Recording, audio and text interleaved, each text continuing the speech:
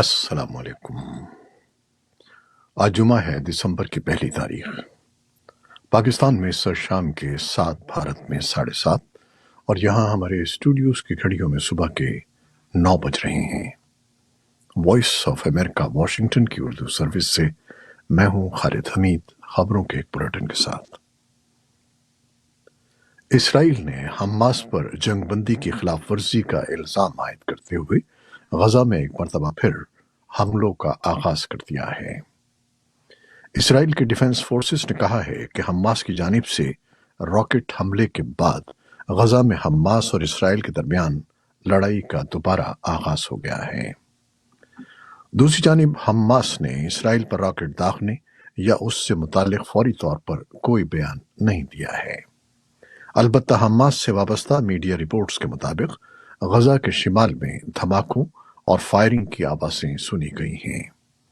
जुम्मे को गजा में ताज़ा कार्रवाई के चंद घंटों बाद ही हमास के ज़ेरे कंट्रोल गजा की वजारत सेहत ने कहा है कि 32 अफराद मौत का शिकार हो गए और दर्जनों जख्मी हो गए। कतर ने खलीजी अमारात की सालिसी में होने वाली जंगबंदी के इख्तिताम पर इलाके में इसराइली बमबारी शुरू होने के बाद गजा की पट्टी में तशद्दुद को रोकने के लिए फौरी बैनुल-अक़वामी कार्रवाई पर जोर दिया है। भी इसराइल और हमास के दरमियान लड़ाई में वक्फे की तौसी की उम्मीद का इजहार किया है। बैनुल-अक़वामी फौजदारी अदालत के प्रोसिक्यूटर करीम खान ने इसराइल का दौरा किया है। उनका दौरा हमास के इसराइल पर हमलों में जिंदा बच जाने वालों और मुतासरीन के खानदानों की दरखास्त पर हुआ है। इंटरनेशनल क्रिमिनल कोर्ट (आईसीसी) ने एक्स प्लेटफॉर्म पर जुमेरात को एक बयान में कहा कि करीम खान का ये दौरा तौक़ीक़ी नौयत का नहीं है और तमाम मुतासरीन के लिए हमदर्दी का इजहार करने और बातचीत के एक अहम मौके की नुमाइंदगी करता है। आईसीसी ने कहा कि करीम खान मकबूजा मगरबी किनारे में रमल्ला भी जाने वाले हैं, जहां वो सीनियर फ़लस्तीनी हुक्काम से मुलाकात करेंगे। यमन के हौसी बागियों के मुसल्लह विंग ने जुमेरात को धमकी दी है कि अगर जंगबंदी खत्म होती है और इसराइल गजा में अपनी जारियत जारी रखता है तो वो इसराइल के खिलाफ अपने हमलों में इजाफा कर देगा। ईरान के हिमायत याफ्ता बागी ग्रुप ने 7 अक्टूबर को तनाज़ा शुरू होने के बाद से इसराइल के खिलाफ कम से कम 6 फ़ज़ाई हमले किए हैं। हौसी फौज के तर्जमान ब्रिगेडियर याह्या सारी ने एक रिकॉर्ड शुदा तकरीर में कहा कि यमन के मुसल्लह अफ़वाज इसराइल के खिलाफ अपनी फौजी कार्रवाइयों को बढ़ाने में कोई हिचकिचाहट महसूस नहीं करेंगी। यूक्रेन गुज़श्ता चंद महीनों के दौरान कैदियों के तबादले में कमी का इल्जाम रूस पर लगा रहा है। यूक्रेन और रूस के दरमियान जारी जंग के इब्तिदाई महीनों से कीव और मॉस्को ने बहुत से कैदियों के तबादले किए हैं, लेकिन इस साल उनकी तादाद में कमी आई है और अगस्त के बाद से कोई तबादला नहीं हुआ। यूक्रेन के इंसानी हुकूक के कमिश्नर दिमित्रो लोबेनेत्स ने जुमेरात को कहा कि तबादले इसलिए नहीं होते क्योंकि रूस ऐसा नहीं चाहता। व्हाइट हाउस के कौमी सलामती के तर्जमान जॉन कर्बी ने जुमेरात को कहा कि अमेरिका यूक्रेन के साथ मिलकर रूस की तरफ से मुतवक्के सरमाई हमले की तैयारी कर रहा है। कर्बी ने कहा कि वाशिंगटन ने पेशगोई की है कि रूस इस मौसम सरमा में यूक्रेन के तवानाई के अहम बुनियादी ढांचे को निशाना बनाने की कोशिश करेगा, इसलिए अमेरिका लोगों को गर्मी और बिजली से महरूम होने से बचाने के लिए आलात फराहम कर रहा है।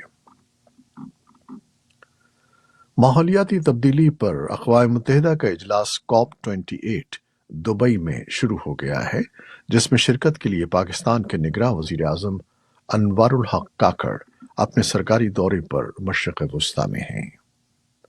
जुमेरात से शुरू होने वाली इस आलमी मौसियाती कॉन्फ्रेंस में पाकिस्तान समेत दुनिया के 197 आलमी रहनुमाओं को शिरकत की दावत दी गई है, जो माहौलियाती तब्दीली से लाहिक़ खतरात से निपटने के लिए सिफारिशात और तजावीज़ पर गौर करेंगे।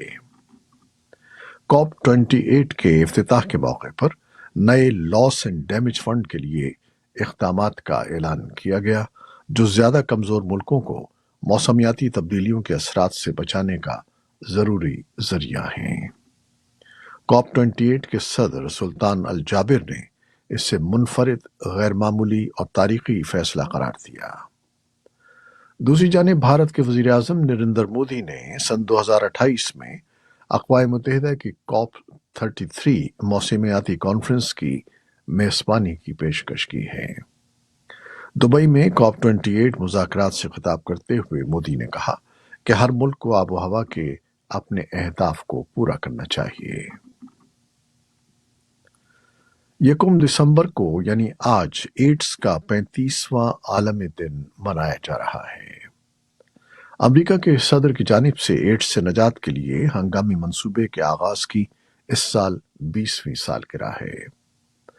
پاکستان میں national AIDS control programme NACP کا قیام یوں تو 1986 میں عمل میں آیا تھا۔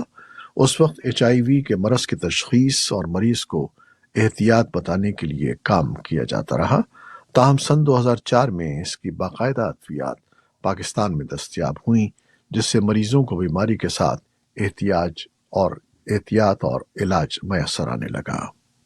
اس بیماری کے پھیلنے کی ایک بڑی وجہ استعمال شدہ آلات جراحی، سرنجوں کا استعمال، غیر محفوظ خون کا منتقل ہونا بھی ہے۔ سابق وزیر اعظم عمران خان کے خلاف سائفر کیس کی اڈیالہ جیل میں سماعت سے متعلق وزارت قانون کا نوٹیفیکیشن ملنے کے بعد خصوصی عدالت نے ہفتے کو اڈیالہ جیل میں سماعت کا فیصلہ کیا ہے۔ آفیشل سیکرٹ ایکٹ کی خصوصی عدالت کے جج ابو الحسنات محمد ذوالقرنین نے جمعے کو اسلام آباد کے جوڈیشل کمپلیکس میں سائفر کیس کی سماعت کی۔ عدالت نے فریقین کے دلائل سننے کے بعد سائفر جیل کی سماعت ہفتے کو اڈیالہ جیل میں کرنے کا حکم دیتے ہوئے سماعت ملتوی کر دی۔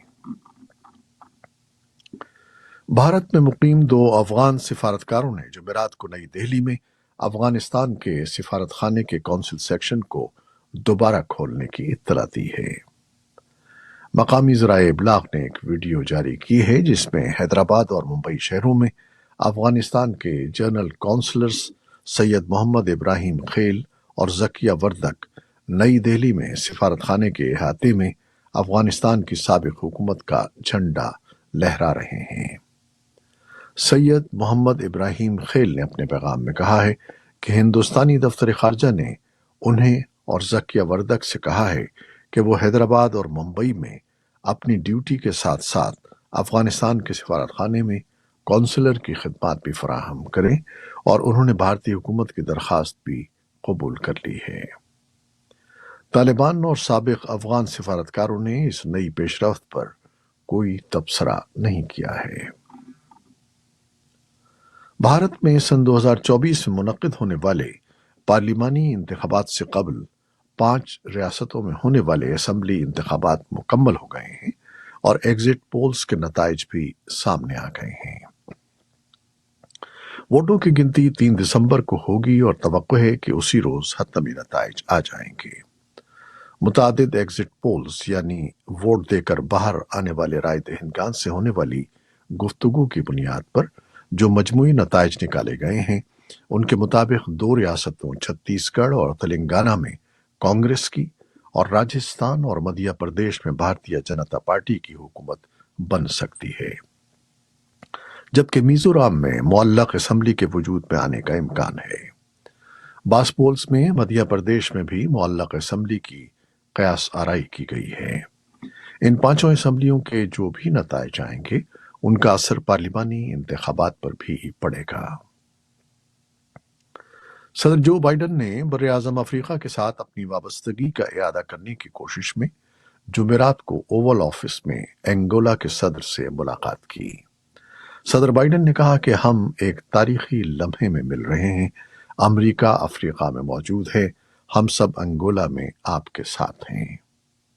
انگولا کے صدر نے براعظم کے بارے میں امریکی صدر کے نقطہ نظر کی تعریف کی اور کہا کہ ان کا ملک امریکہ کے ساتھ بڑھتے ہوئے اقتصادی اور سیکیورٹی تعلقات کو فروغ دینے کی کوشش کر رہا ہے۔ یہ تھیں وہ خبریں جو فیس بک لائیو پر ہم نے آپ کے لیے پیش کی۔ ہماری ویب سائٹ، یوٹیوب اور پوڈ کاسٹ پر یہ بلیٹن آپ کے لیے پوسٹ کر دیا جاتا ہے۔ آپ ہمارے بلیٹن کو شیئر کرتے ہیں اور اپنے کمنٹس میں اپنی محبتوں کا اظہار کرتے ہیں، جس کے لیے ہم آپ کے بےحد ممنون ہیں۔ اپنی ان محبتوں، ان کاوشوں کو جاری رکھیے گا۔ نیوز پروڈیوسر عائزہ عرفان اور نیوز ایڈیٹر بہجت جیلانی کے ساتھ خالد حمید کو اب اجازت دیجیے گا۔ اللہ حافظ۔